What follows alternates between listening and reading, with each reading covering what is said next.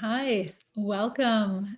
So excited to be here today to talk with you about your booth interview.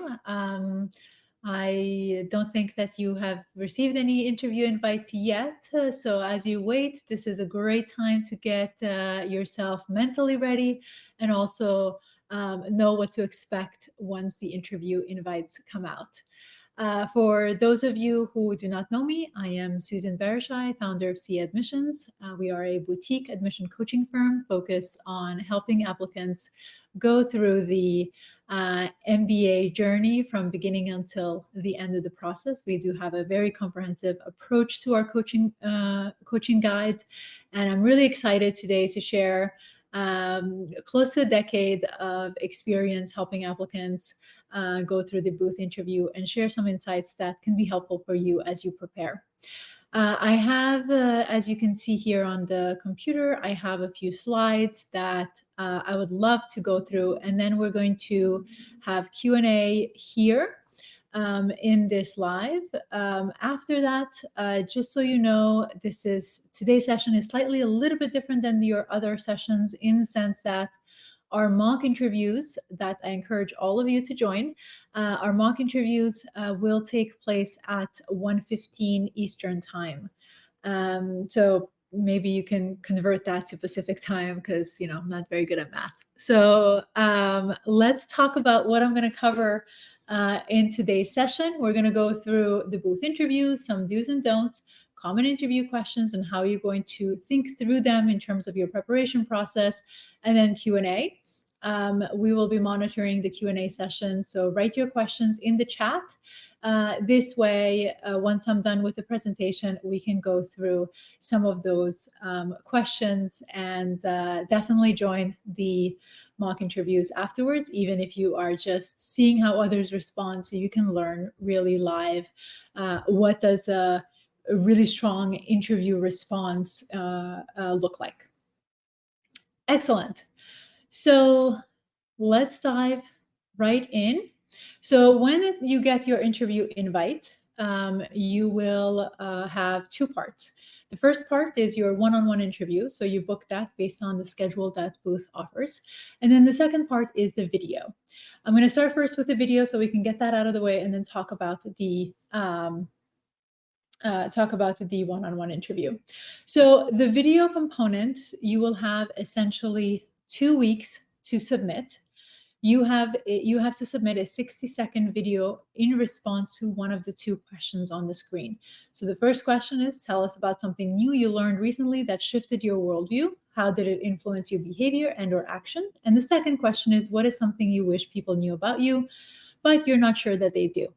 Make sure that when you are responding to this question, and the beauty of this is it's not a ad lib response, so you should actually prepare, reflect first and foremost on the question and communicate something that you would first and foremost choose the question that most resonates with you, and then communicate what you have not been able to share in your application about yourself. It should not be a repetition of what you already wrote in your application that got you the interview. This is really an opportunity for you to show additional details to the admission team that will resonate with them on a human level before they make their final call. You do have to submit this video within 2 weeks of your interview invite. So there is actually a deadline and you don't want to miss that part. Once you are, let me just spend just a few seconds talking about each one of the questions. The question that asks, tell us about something new you learned recently that shifted your worldview. This question, you should think about essentially some new exposure that you've had that you are not typically exposed to. Perhaps someone gave you new perspectives to think about when you were solving a problem. It could be on your personal experiences. Although when you bring personal, make sure that the influence of your behavior is going towards your professional space, because that's where mostly the business schools are looking for, professional or extracurricular.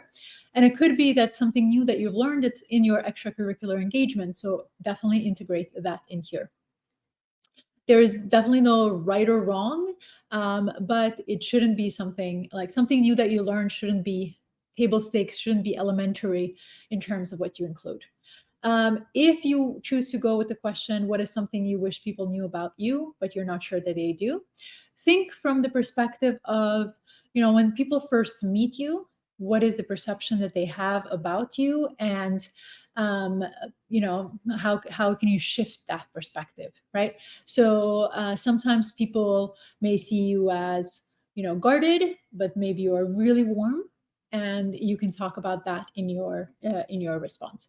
Obviously, this is not a only approach it this way, because obviously if everyone approaches it the same way, all the responses are going to be the same for the admission team. So this is not going to add a lot of value to your application, but do reflect on what makes you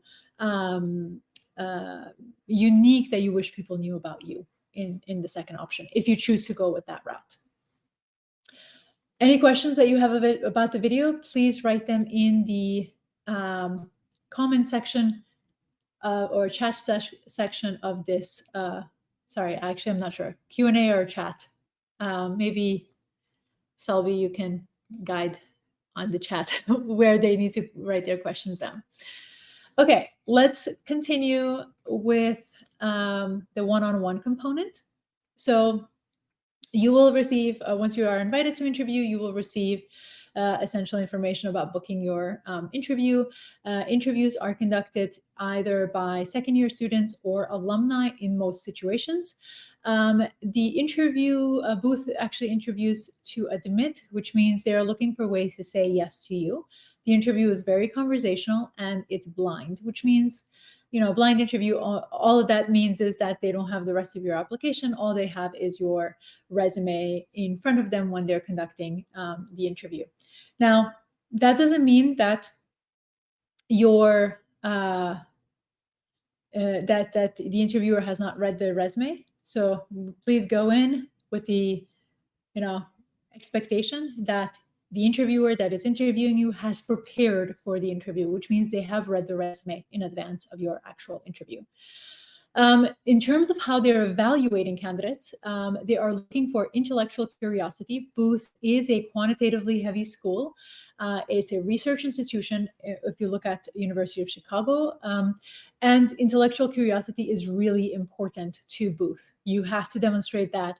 Obviously, you have demonstrated that in your application if you're invited to interview, but you have to do so even in your one-on-one interview. They're also looking for leadership potential. Can you lead others? All of my clients that have booth managers always talk about how their booth supervisors are individuals who are always looking to help them grow in their professional career and asking questions around where they're going, what they want to do, and how can they support them in that regard. Those are leadership characteristics that are, to be frank, quite unique to the Boothy alumni group. So I would look at how you embody that and showcase that you have the potential to be that leader that embodies this personality. Teamwork, obviously, this is, I think, table stakes for all business schools. They're looking for individuals who can work really well in a team. Booth is no different here. And then, of course, that cultural fit is really, really important to Booth. All right. Perfect. So let's continue.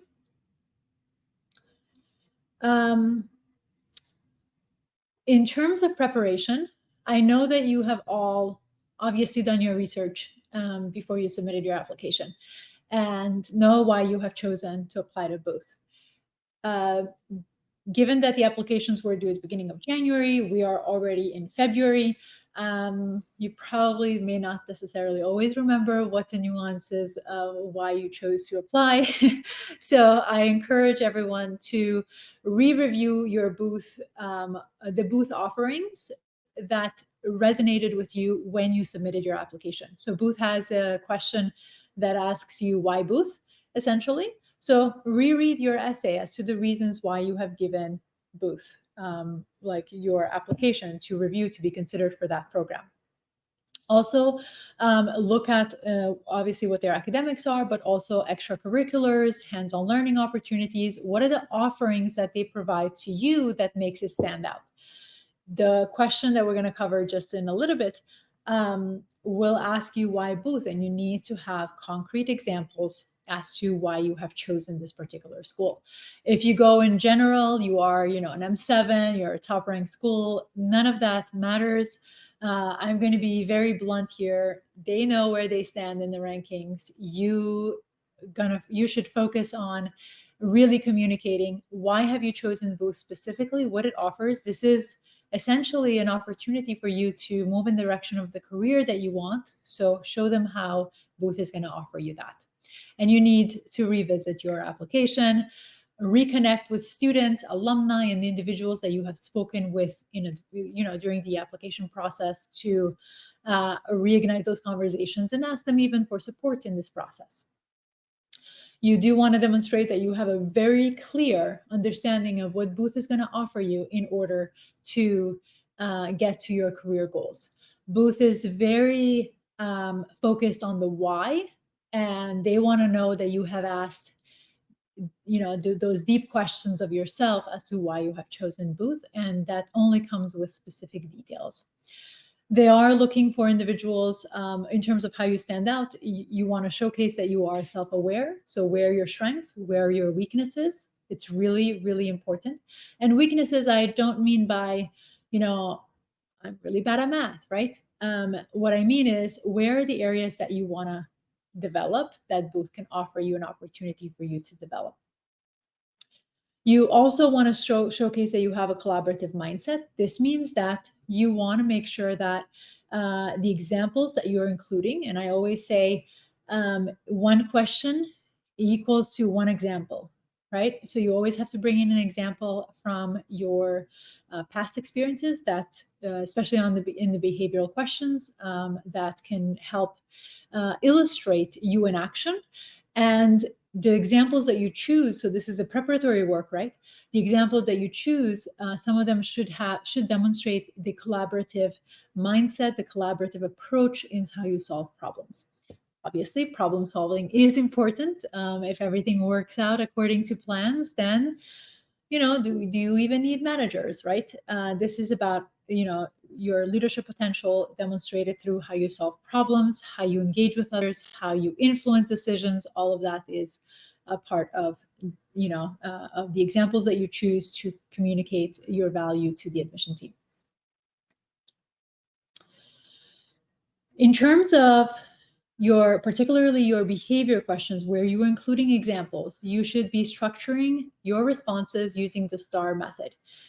Initially, it's a little bit awkward because we don't think necessarily in this way, but the STAR method, which is the situation, task, action, result, is a really good way to organize your ideas in a way that you can answer a question in 2 minutes and give enough context for them to understand what you are presenting. It shows that you have taken some action, and that there is obviously a result at the end of each example. There should be a result associated with it. Now, the only time I also or the caveat that I give to applicants as they prepare, the STAR method applies really well across the board, with the exception of negative questions. Negative questions, I see them as like a time you failed, a time things didn't go according to plan. Then you need a reflection, an additional R at the end, which is the reflection. And what does this mean? Is that you need to demonstrate that you are someone who thinks, reflects on past experiences, and how can they learn, or how did you learn from that experience. So it's really important that you are able to differentiate the kinds of examples, and especially the ones where there is something that didn't go according to plan, whether that's a failure or things got derailed, that you have a reflection element to your responses. Some questions that you have to absolutely make sure that you have answers to. These are very common questions. Walk me through your resume is one of them, or a version of that is, tell me about yourself. Another version of that, tell me something that's not on your resume. That is sometimes asked. Why Booth? Why now? Obviously, if they go directly from walk me through your resume, you can't answer why Booth and why now without talking about your goals, because you are choosing to do business school or to go to business school. because you have a professional aspiration and that needs to be integrated in there. But if they ask you short and long-term goals, you definitely want to make sure that you have those ready. If you did your, why booth essay write up well, you should already have your goals pre-written. Don't change. So whatever those are, keep to what got you the interview, and make sure that you are comfortable talking about your goals. And remember that they can ask you, what alternative plans do you have if your goals don't pan out the way you have imagined them? Or what's an alternative plan if you don't get an MBA? Those are very common questions. Then we have obviously also behavior questions, because this is a conversation. And also remember that a conversation is just that. Depending on what you say, you can have follow-up questions that the interviewer may be curious about. So you need to be able to answer effectively across the board. Some of those questions are, tell me about a time you demonstrated leadership. Here you want to make sure that you are a leader, or demonstrate a leadership from the perspective of taking on something that was not your responsibility. Think of essentially the characteristics of a leader and how have you demonstrated that, especially for those of you who don't have a, quote unquote leadership title that you can rely on. The other question is, describe a time you faced a challenge and how did you handle it? Again, both of these behavior questions will require an example, and you're going to choose an example that demonstrates that there was a challenging decision to make. So you could go in one way or another. Sometimes both directions were not straightforward. How did you go about making your choice, making the decisions? So did you rely on data? Did you speak to mentors? Did you rely on other people? Did you pull in other people to support you in this process? So essentially kind of guide us through what your experience was like. And then what did you learn from that experience, right? So if you relied on mentors, how did mentorship influence your thinking in terms of how you solve other problems? If you relied on other people's expertise, how did the network, what value do you see in network as a result of this problem? So you really want to be introspective in terms of how you are choosing the examples, and also how you are thinking about the reflective part of your experience. And the other question that I often see is, how do you fit the booth culture? This is you needing to know what the booth culture is like. You do need to have conversations with students. You do want to make sure that you are speaking with individuals who are in your area of interest. So if you are interested in finance, make sure that you have conversations with those individuals who are in the finance club. If you're interested in energy and so on, as fintech, like any one of those areas, you want to have conversations with those individuals to get a sense of what the culture looks like, and then speak to how does that resonate with who you are in terms of how you're going to fit that culture. You should be seeing yourself as a boothie, essentially. And, how do you communicate that from the past experiences that you have? If you recall, I mentioned earlier in the presentation that booth, alumni are notorious for wanting to support the professional growth of the people that they supervise. How do you fit that culture? Do you already embody the booth personality traits, the cultural aspect of what makes a really successful booth student? Do you embody that? And then how have you demonstrated that in the real world, in your own experiences? Remember that business schools are not looking for theory. They're looking for practical experiences and you in action. So using the STAR method will help you make sure that you are answering all parts of the questions. And sometimes, particularly if you are being if they ask you a lot of questions, sometimes this can be it can throw you off. So having a structured response can definitely be helpful, and make sure that there is obviously repetition. I already gave you some of the tips here. So just as a recap, so be specific, provide concrete examples, one example per question, not multiple examples. Keep responses concise and relevant to Booth's values, and show strong alignment between your aspirations and Booth resources. This is especially related to your goals. I'm going to start with some do's and don'ts. So don't give generic answers, particularly to Booth. Booth wants the why and the why, and then another why on top of that, in terms of what decisions you make, how you make decisions, why were you thinking in those particular ways. That is the way that you impact the decision in Booth's interview invite, in terms of them seeing you as a potential Booth candidate or one who is going to find success there. It's really important that you do not rely, like there is an element of preparation. Make sure that you have enough repetitions, make sure that you have chosen the examples, make sure that you know your story in and out, but don't rely solely on the script. If the script is something that you need initially, that's fine.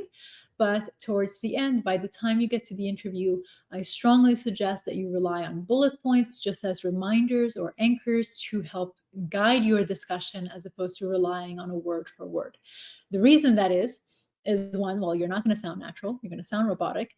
But also on top of that, the interviewer may ask you questions that are not structured exactly in the same way that you have responded in your document, which means that you will be thrown off, first and foremost. But second, you won't be able to rely on your preparatory work to answer the question, even though you have prepared the examples. So the best way is to look at a singular example and see all the different ways that example can be used in different questions, and then tweak your opening and conclusions to match the question.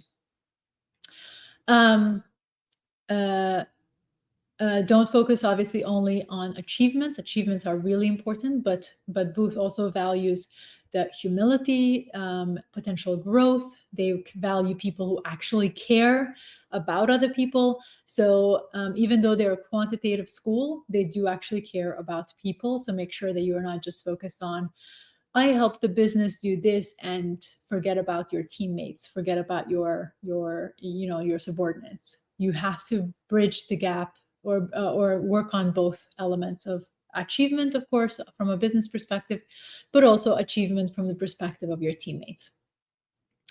Engaging with the interviewer is really important. So don't think of your Booth interview as a interrogation, because it's not. Make it conversational. Make sure that they feel your warmth, they feel your personality, so that they can say yes to you.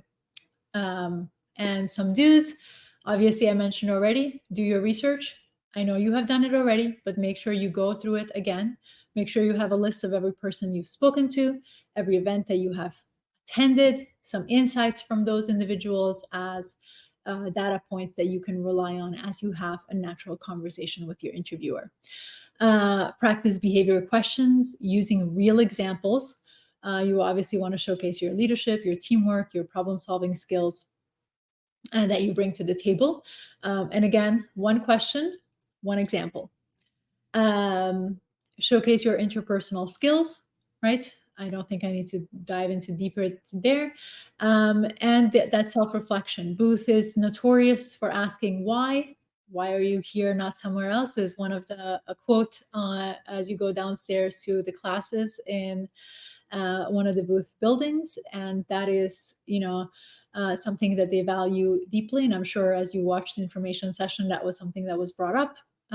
Make sure that you embody that person who is thoughtful, thinking about all the decisions that you've made, and doing so, in a way that showcases that you are someone who is really thoughtful. You are a thoughtful leader. And then finally, make sure that you are preparing questions for the interviewer. It is a two-way street in the interview. So I know some of you forget that you are also interviewing the school in this process, and I want you to think that way. you are not so desperate that you want to attend booth. Of course, you want to attend booth, but you don't want to come across as such. You are also there to evaluate them, and you have an opportunity to interview the interviewer in terms of asking them questions. So if it's a student, make sure that it's students that the questions are appropriate for a student. This means, what was your experience like in the different areas that you're interested in, and make sure that there are questions that are thoughtful and not something you can easily find on the website. So this means you should prepare questions in advance. And the same thing with an alumnus.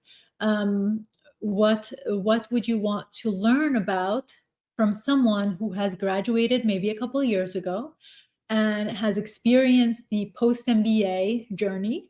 What would you want to know from them that can help you make a final decision, assuming that you have multiple offers by the time you're done with your interviews?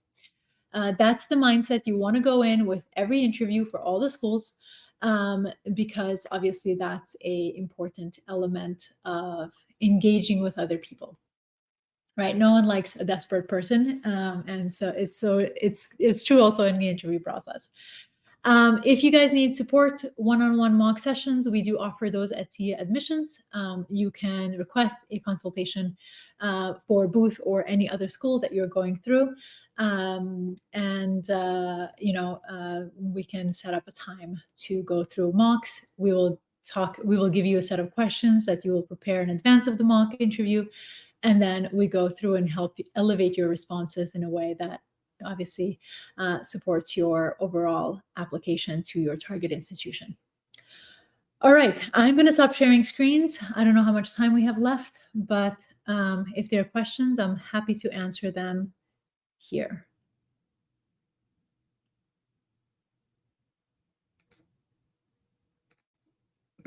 All right, let me just move my camera. Okay, are these actual questions that Booth is asking this time, and do we need to answer both or choose one of them? These are actual questions that they're asking for the 2024-2025 application cycle, and you have to choose. This is for the video, I'm assuming, and you have to choose one or the other and not both. And you have 2 weeks from the day of the interview invite to complete it and submit it to them. I do encourage that you write your responses. I encourage that you write some kind of guide for yourself as you record, but the recording should be, I don't know if you guys do reels or something like that, but it should be something along those lines. Excellent. Great question. So how long should I wait before sending a thank you note post-interview? I always advise applicants to send the thank you note the day of the interview or the latest within 24 hours of the interview. This is, at least in the United States, business etiquette that you have to do, unless the only time you don't do it is if the interviewer says you don't need to do it, then you can leave it or you don't have to submit it. But otherwise, they won't ask for one. It is expected that you will do it. And the thank you note should be really personal, meaning it should talk about something that you and the interviewer had a chance to speak through, or it could also capture something along the lines of, if you feel like you didn't answer fully one question, you can integrate your a better version of that into your email. So it's an opportunity for you to also correct yourself, especially if you feel like you didn't perform well. Excellent. All right. Any other questions? How can a candidate with 2 to 3 years of experience avoid being perceived as casual applicant by the MBA programs? I think I'm going to interpret that question to mean like, how do you sound more mature than, meaning how do you sound more like someone who has 4 to 5 years of work experience, as in the traditional age range? So I would say focus on your experiences and focus on your introspection. Um, so I'm here in the interview. So given that we're talking about the interview, in the interview, make sure that you have examples that are strong examples that capture what your contributions have been, your involvement in projects, in the areas that you are involved in, but give enough detail and have reflections on those. Obviously, in the application, you approach it the same way, it's just in a written format, where you have a little bit more flexibility and more time to actually develop a cohesive narrative. But I would say, the way you elevate your experiences is to dive deeper into those experiences, to reflect on them, and showcase the maturity level that the business schools are expecting. That typically, with more years of work experience, you get to develop over time.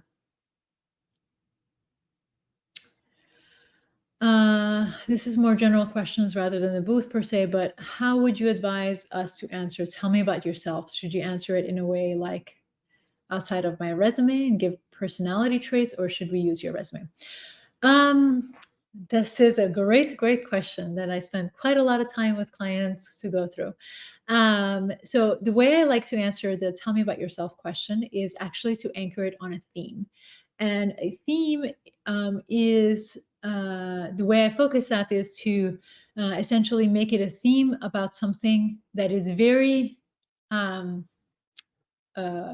evident or is sprinkled around the resume. So sometimes the theme can be someone who is really focused around inclusion, and sometimes the theme can be around creative endeavors. Sometimes the theme can be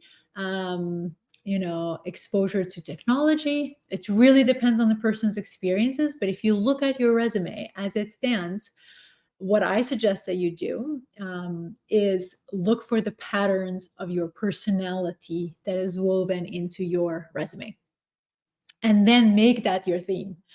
And once you have done that, typically I say your resume, walk me through your resume, tell me about yourself. You have about a 3-4 minute window to answer that question. And then once you've anchored your response on a theme, then you communicate how that theme has been um, prevalent throughout your career.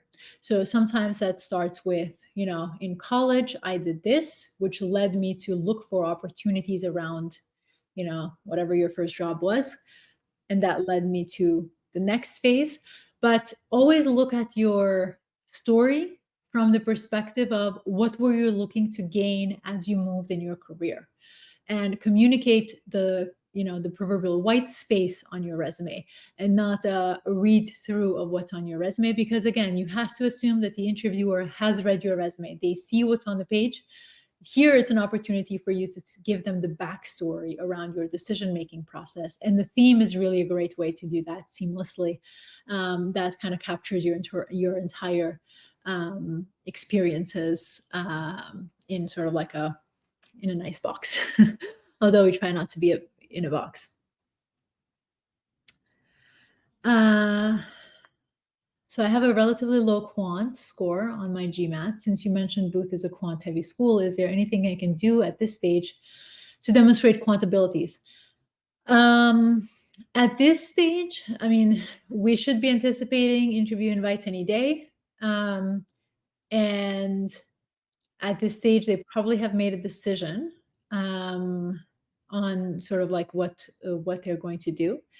However, a way to increase your quant, especially if you're put on the wait list, is to take a class. Well, first and foremost, maybe try retaking the GMAT. But if you've exhausted that, look at enrolling in a class like Harvard Business School's Core. That's the most sort of prestigious of all the classes that you can enroll in terms of the value that they bring to the MBA candidates profile. However, that one is 12 to 17 week, depending on which class you enroll in. And it requires about, I think, 10 to 12 hours of study time per week. You need to pass you need to enroll in the class, take all the modules, and pass the exam at the end in order to get that certificate. An alternative to that is Berkeley's extension school has a Math for Management course. I forget how long that one is, but it's still a couple of weeks for sure of work that you need to go through. And I think it's 45 days, if I'm not mistaken. And you go through the modules there. You also pass an exam at the end of the process, and you get a certificate, and that certificate can be used to demonstrate your quantitative readiness, essentially. At this point, though, I would say only do this if it's waitlisted, or if you're planning, like depending on kind of how the full application cycle turns out for you. If you're planning to reapply, then obviously you'll have to do this all over again. Excellent. All right, I think, do we have time for one more question?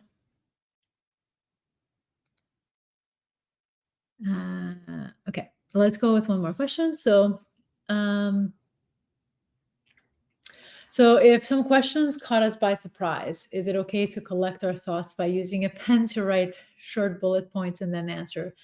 No, not to write short. I would say a trick that I advise clients to use when they need a little bit of time to collect their thoughts is have a glass of water next to you. When they ask you the tough question that you did not prepare, grab the water, drink while you think what you want to say, and then answer your questions. But not, but don't try to write bullet points, because that kind of makes the experience a little bit awkward.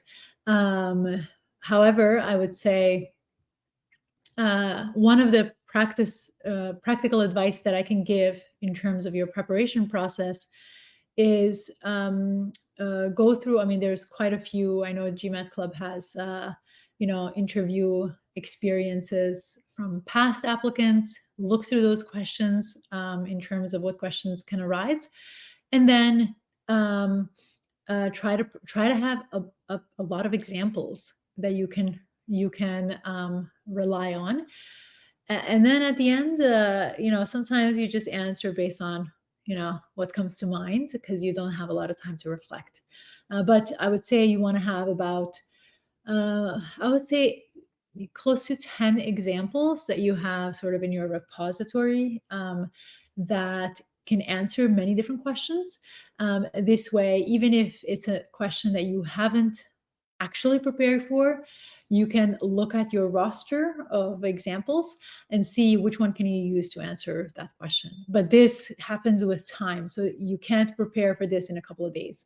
You need time to actually go through those examples, come up with examples, go through the questions, come up with examples, and then once you have that, then you need to be able to say, okay, so what questions can this example answer? And how would I tweak my responses based on the question for this, in using this example?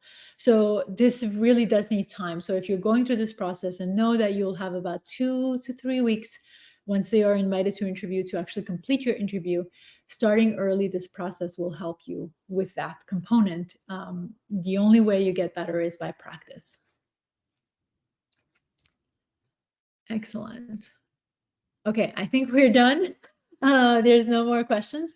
I will be doing mocks, so please join me in the mock, especially if you have walk me through your resume examples and see if you can integrate my commentary into your approach. I may ask one of those questions. So I will be doing the mocks not immediately after this, but it will be at 1:15 Eastern time. So please join me in that session. And I'll be glad to ask you some questions and help you elevate your responses in a way that when the interview invites come in, you have some good solid stories that you can use and leverage to answer both questions. Thank you again for wonderful questions and for being here live, and I look forward to seeing you shortly.